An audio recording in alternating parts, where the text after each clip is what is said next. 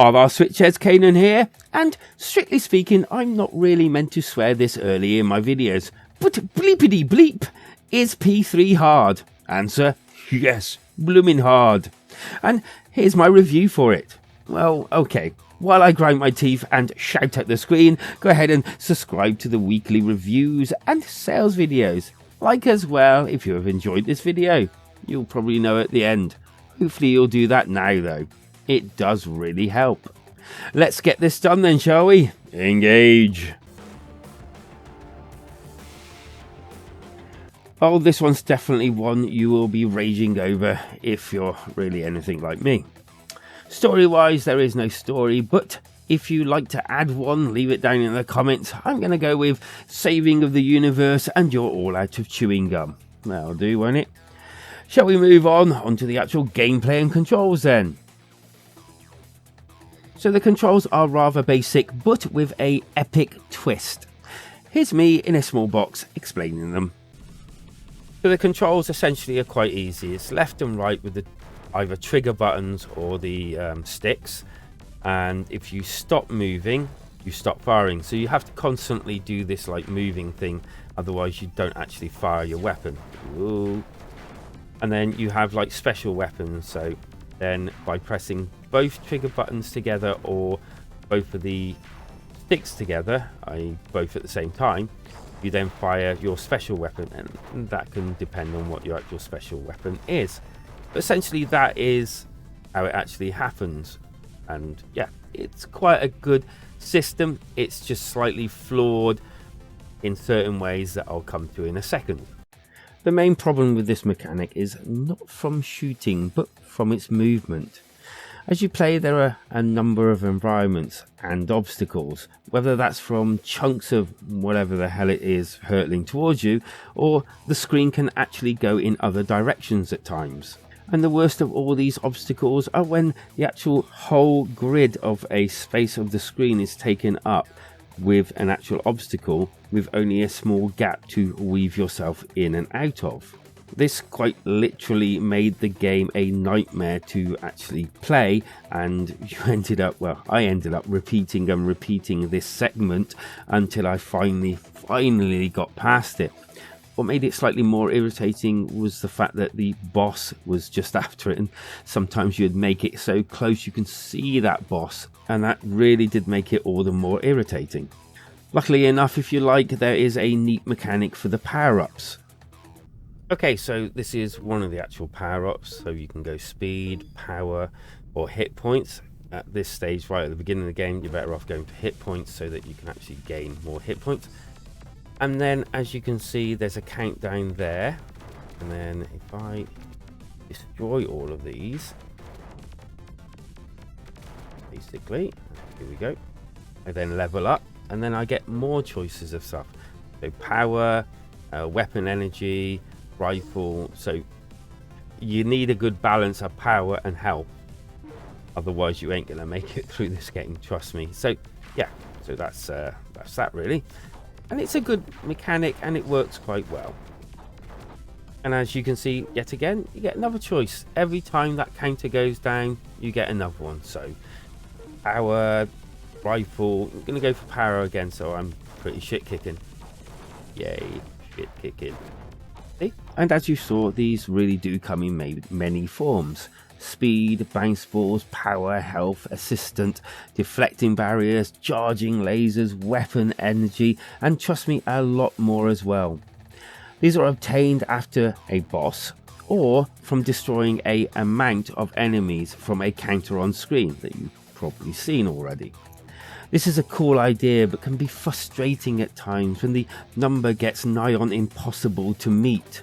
And this can also be more frustrating because the actual enemies come in waves, and after the actual wave has come, all those other enemies are wiped off the screen, and it kind of like resets it for the new enemies or obstacles to come into play.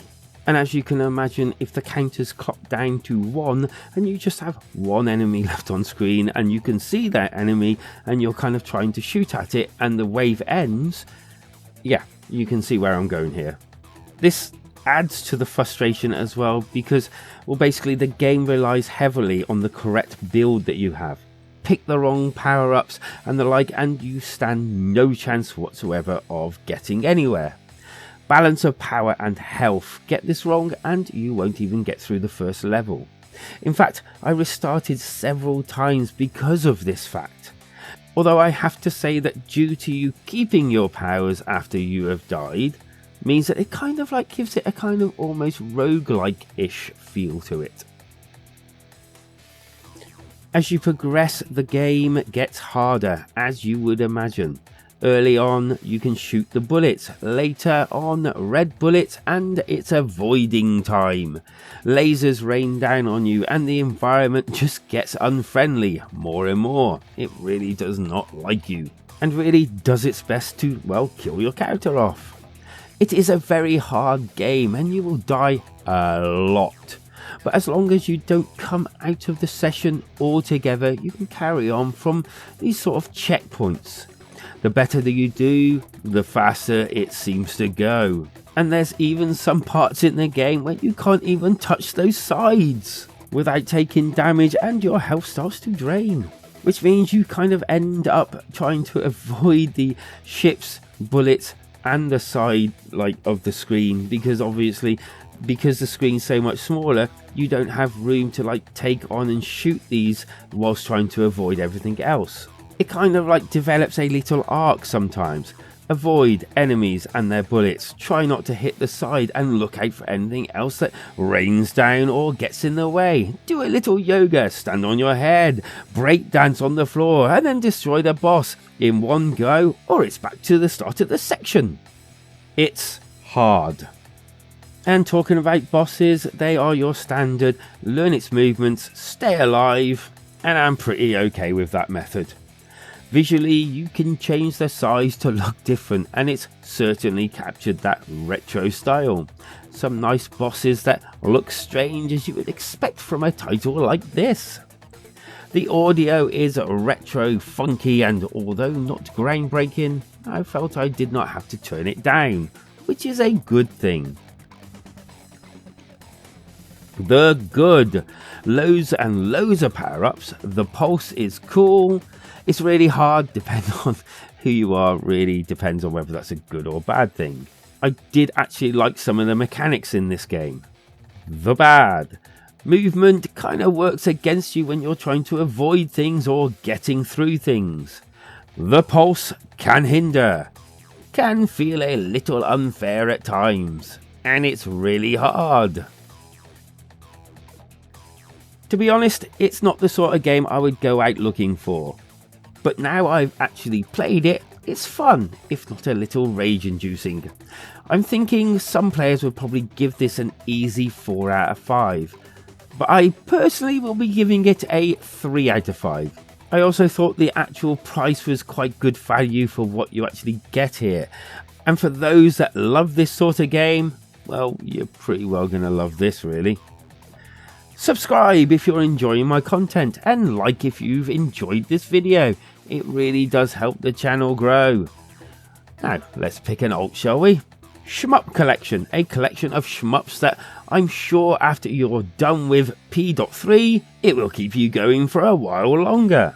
And with that, if you got any thoughts or a better alternative for P.3, leave them down in the comments, or why not come and join us in our community Discord to continue this conversation, because life is better when we switch together.